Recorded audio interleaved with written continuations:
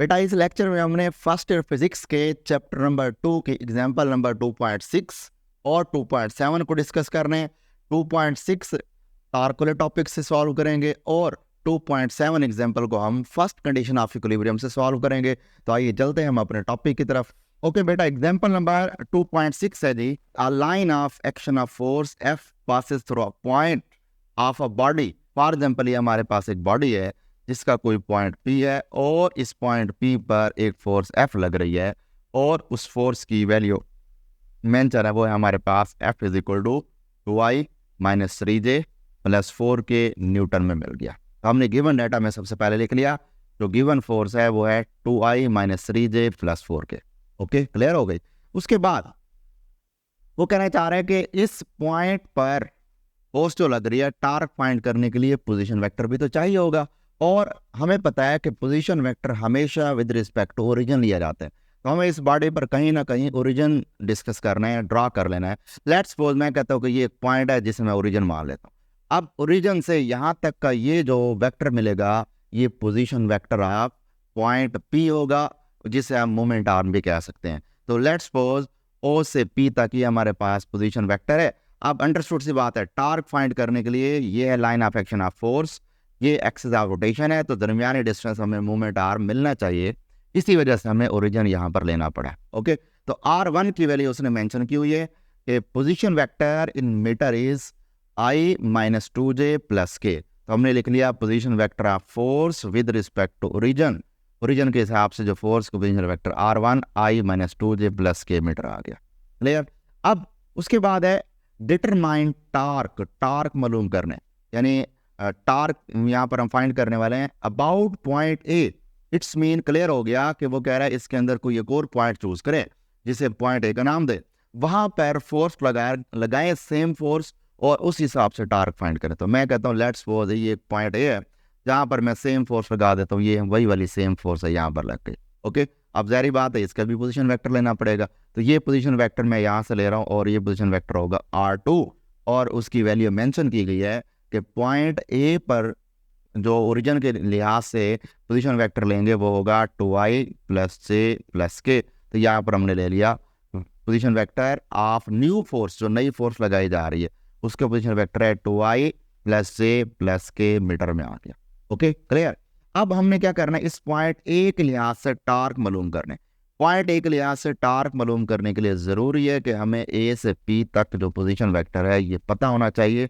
अगर ये पता होगा तभी हम क्या कर पाएंगे, इसमें टार्क फाइंड कर पाएंगे। ओके, तो अब हमें ये R की वैल्यू फाइंड करनी है। तो टार्क का फार्मूला होता है tau is equal to R cross F। अब F तो मौजूद है लेकिन अभी R की वैल्यू नहीं है।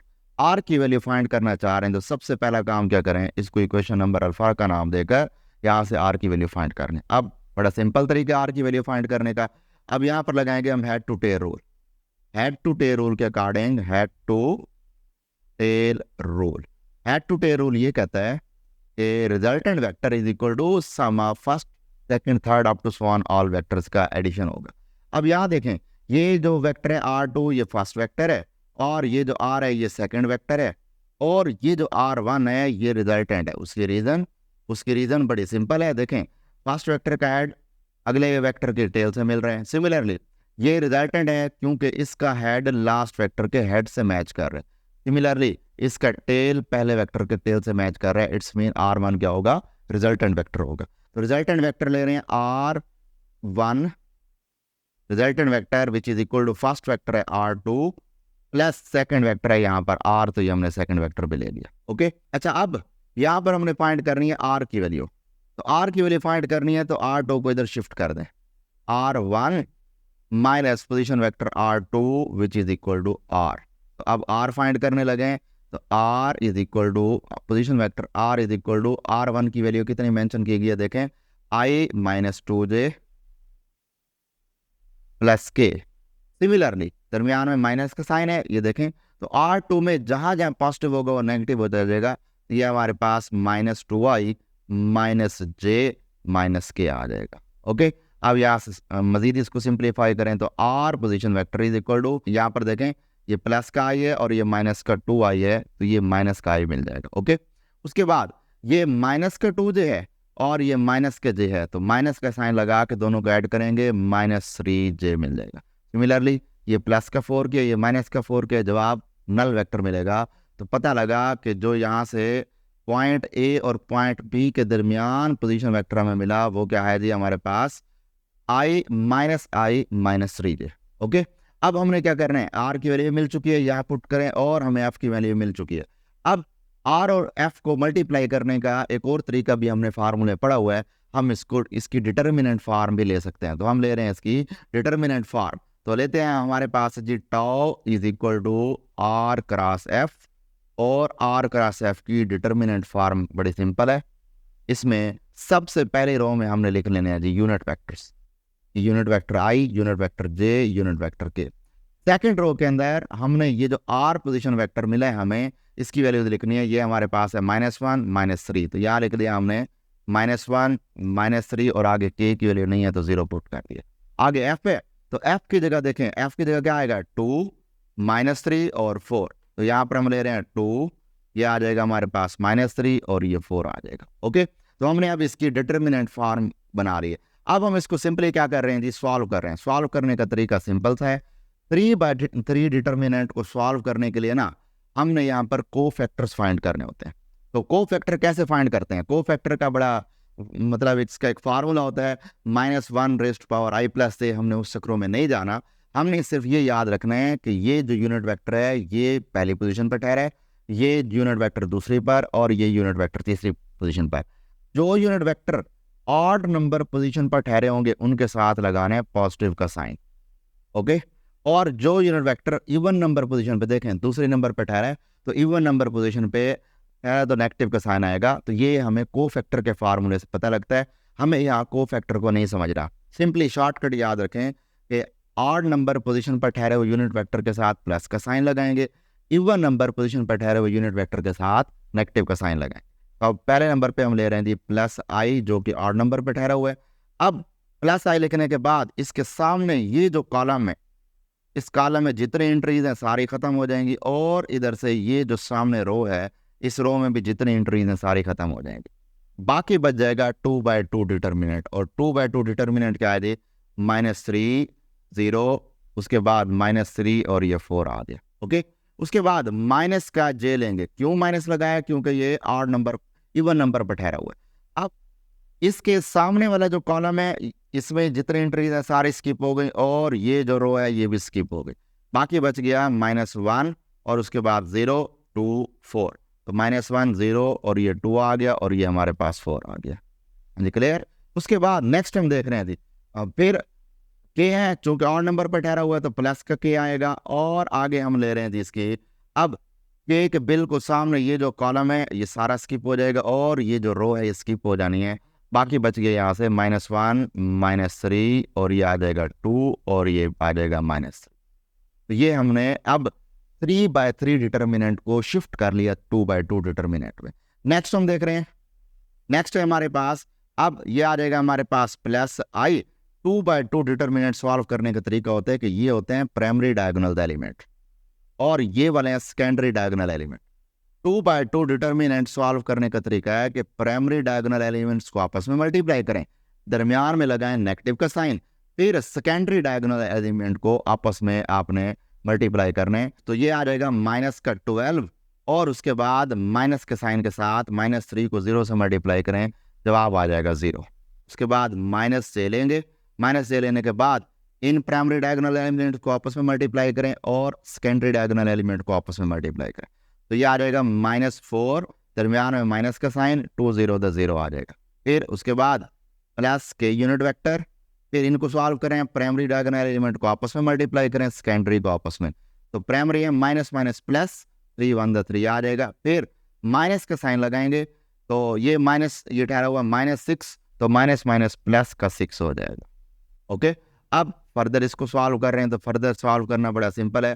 प्लस, अब ये माइनस का 12 ठहरा हुआ है, तो हम क्या करेंगे, यहाँ पर -12i लिखेंगे, उसके बाद माइनस माइनस प्लस, ये आ जाएगा 4j, और उसके बाद 6 + 3 ये आ जाएगा हमारे पास 9k मिल जाएगा। ओके, टॉर्क का यूनिट होता है न्यूटन मीटर, तो यहाँ न्यूटन मीटर लिख देंगे। नेक्स्ट हम एग्जाम्पल नंबर 2.7 पे जा रहे हैं, जो कि डीजी खां बोर्ड में 2 दफ़ा आई हुई है।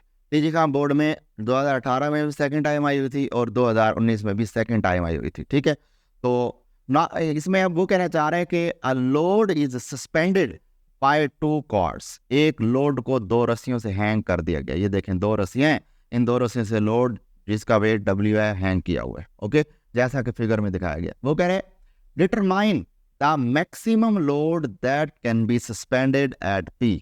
वो कह रहे हैं कि इस पॉइंट P पर हम कितना लोड अटैच कर सकते हैं, मैक्सिमम लोड यानी W फाइंड करके दे। तो हमने 2 फाइंड में मैक्सिमम लोड यानी W लिख लिया, ओके।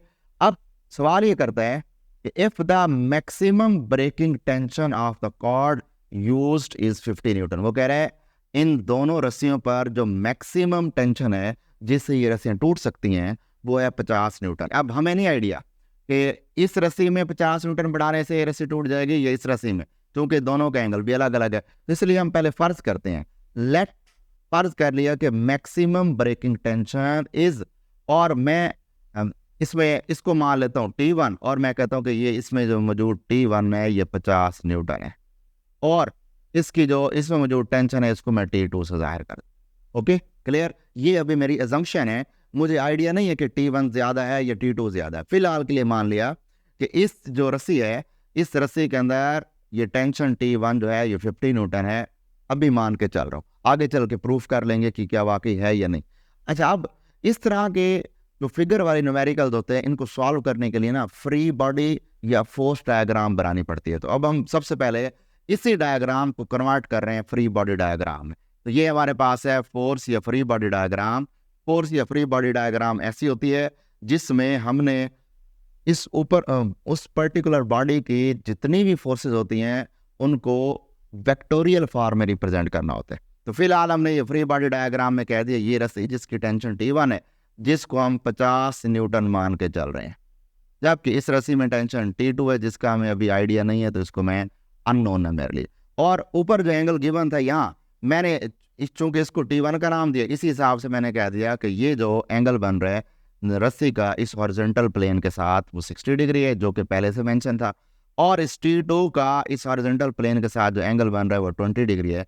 T2 की मुनासबत से एंगल को भी मैंने T2 मेंशन कर दिया, ओके।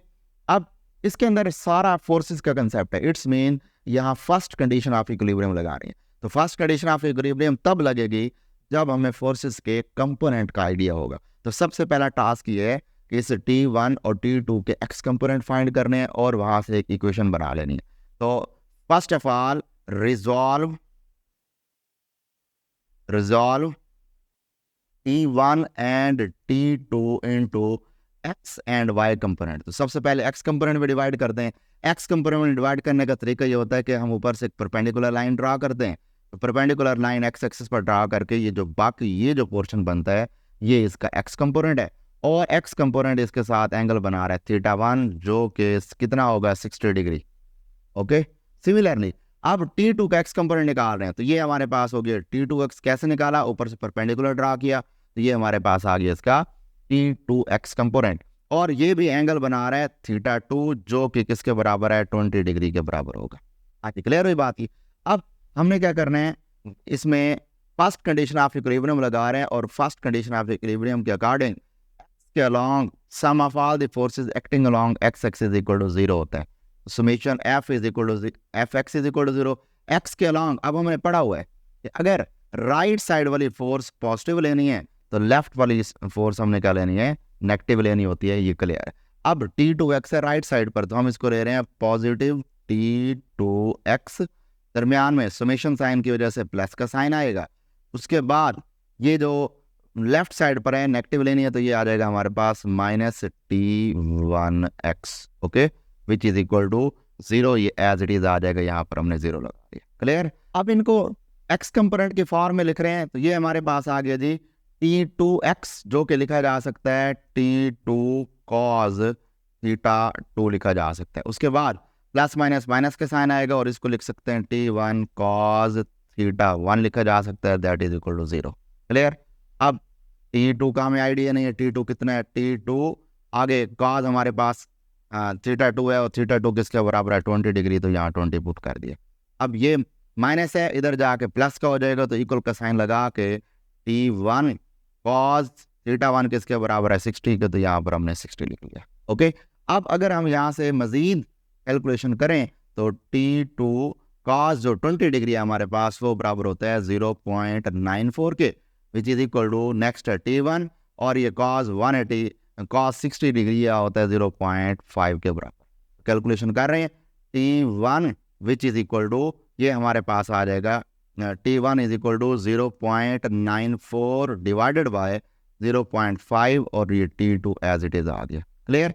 जरा 0.9 को 0.5 पर डिवाइड करें तो हमें आंसर मिल जाएगा 1.88 T2। क्या समझ आया? समझ ही आया कि T1 जो टेंशन है ये T2 से 1.88 टाइम्स ज़्यादा है। पता लगा, यहाँ से रिजल्ट ये क्लियर हो गया कि here T1 tension is greater than T2। इसका मतलब क्या हुआ? इसका मतलब ये हुआ कि हमने जो ऊपर अजम्पशन ली थी कि मैक्सिमम ब्रेकिंग टेंशन T1 मान लीजिए जो कि 50 न्यूटन है, वो हमारी ऑब्जर्वेशन ठीक है कि मैक्सिमम जो टेंशन है वो T1 को ही कंसिडर किया जाएगा, और ये फार्मूला भी बता रहा है। ओके, इस बात को सामने रखते हुए अब हम इजीली, चूंकि T1 greater than maximum tension force है, तो T1 को अब हमने वाकई जो ऊपर वैल्यू लिखी थी T1 50 न्यूटन, तो ये हमारी वेरिफिकेशन हो गई कि T1 को 50 न्यूटन माना जाए, और 50 न्यूटन मान के अब हम कैलकुलेशन कर रहे हैं। तो T2 इस इक्वेशन को देख रहे हैं, T2 इज इक्वल टू, अब ये 1.88 नीचे शिफ्ट हो जाएगा और T1 की जगह 50 आ जाएगा, तो 50 डिवाइडेड बाय 1.88, तो यहाँ से फर्दर कैलकुलेशन करने के बाद जवाब हमें मिलेगा 26.6 न्यूटन। तो याद रखिएगा कि अब ये इस रस्सी में जो टेंशन आई है वो 26.6 न्यूटन है। ठीक है, तो T2 फाइंड कर चुके हैं। अब हमें T1 भी मिल चुका, T2 भी मिल चुका, और अब हमारा जो फाइनल टारगेट है वो है इस वेट को फाइंड करना। तो वेट को फाइंड करने के लिए सिंपली क्या करेंगे, अब इसके वाई कंपोनेंट भी लेते हैं। तो अब अगर ये देखें तो ये हमारे पास इसका फोर्स का टेंशन का वाई कंपोनेंट T1y, और ये है टेंशन का T2 टेंशन का वाई कंपोनेंट जिसको T2y कहते होते हैं। ओके, अब क्या नजर आ रहा है, ये अपवर्ड डायरेक्शन में है, ये भी अपवर्ड डायरेक्शन में, और वेट डाउनवर्ड डायरेक्शन में। तो y के अलोंग 3 फोर्सेस एक्ट कर रही हैं। तो अब हमें यही first condition of equilibrium summation f of y is equal to 0 की फॉर्म में लगानी है, और हमने पढ़ा हुआ है अपवर्ड फोर्सेज अगर पॉजिटिव लेनी होती हैं तो ये लेंगे, और डाउनवर्ड फोर्सेज हमेशा नेगेटिव लेते होते हैं। तो अब हमने T1y और T2y को पॉजिटिव लेना है, जबकि वेट को हमने नेगेटिव लेना है। तो हम इसको चेक कर रहे हैं। इसका first condition of equilibrium in y component form summation Fy is equal to, अब सबसे पहले देखें ये दोनों फोर्सेज अपवर्ड हैं तो हमने अपवर्ड डायरेक्शन में लेना है। तो ये आ जाएगा हमारे पास प्लस T, ये आ जाएगा 1y, उसके बाद प्लस का साइन, फिर लिखेंगे प्लस T2y, फिर उसके बाद ये चूंकि डाउनवर्ड है तो इसको नेगेटिव का साइन बता लेंगे, प्लस ये आ जाएगा W, और चूंकि 0 के बराबर है तो हम यहाँ इसको 0 लें। अब इनको इनके एंगल की फॉर्म में लिख रहे हैं, तो T1y असल में लिखा जा सकता है T1 साइन थीटा 1 किसके बराबर है 60 डिग्री, तो यहाँ 60 आ गया, प्लस प्लस प्लस हो जाएगा, और ये T2 ये आ जाएगा साइन थीटा 2 की जगह 20, तो यहाँ 20 डिग्री आ गया। फिर उसके बाद ये हमारे पास है, चूंकि वेट डाउनवर्ड डायरेक्शन में, तो इसके साथ हमने वेट के साथ नेगेटिव का साइन भी लगा, तो प्लस माइनस माइनस आ जाएगा, और ये माइनस सब उधर जाएगा, प्लस का W हो जाएगा। तो हमने यहाँ लिख लिया ये प्लस W, और इसी चीज़ को हमने फाइंड करना है। तो अब इधर वाले जितने भी पैरामीटर हैं सबकी कैलकुलेशन कर रहे हैं। T1 हमने 50 न्यूटन फाइंड किया पीछे, और उसके बाद साइन 60 डिग्री 0.866 होता है। उसके बाद T2 अभी हमने पीछे फाइंड किया जो कि हमें मिला 26.6, यहाँ पर हमने लिख लिया 26.6, और उसके बाद हमें पता है कि साइन जो 20 डिग्री होता है उसकी साइन 20 डिग्री की वाली होती है 0.94, अभी हमने ऊपर भी कैलकुलेशन की थी, which is equal to W। Okay, तो इसका सोल्यूशन निकालें तो इसका हमें सोल्यूशन निकलेगा W is equal to 52 newton. पता लगा, अगर हम चाहते हैं कि ये रस्सी टूटने से बच जाए तो मैक्सिमम आप 52 न्यूटन फोर्स लगाएं तो ये रस्सी टूटने से महफूज रहेगी। जैसे ही हम वेट 52 न्यूटन से बड़ा करेंगे यानी 53 न्यूटन करेंगे तो फ़ौरन ये रस्सी टूट जाती है। तो यही हमने कैलकुलेट करने के देना था कि बताएं कि मैक्सिमम ब्रेकिंग टेंशन कितनी होने, मैक्सिमम ब्रेकिंग टेंशन बता दी और उसने कहा बताएं इस टेंशन के मुताबिक कितना मैक्सिमम लोड हमने हैंग करना है। तो ये था जी हमारी एग्जांपल नंबर 2.7 जो थोड़ी सी क्रिटिकल थी बट मुश्किल नहीं है, थोड़ी सी इसको अंडरस्टैंडिंग कर लें तो ईजी है आपके लिए। तो अब नेक्स्ट लेक्चर तक के लिए अल्लाह हाफिज़।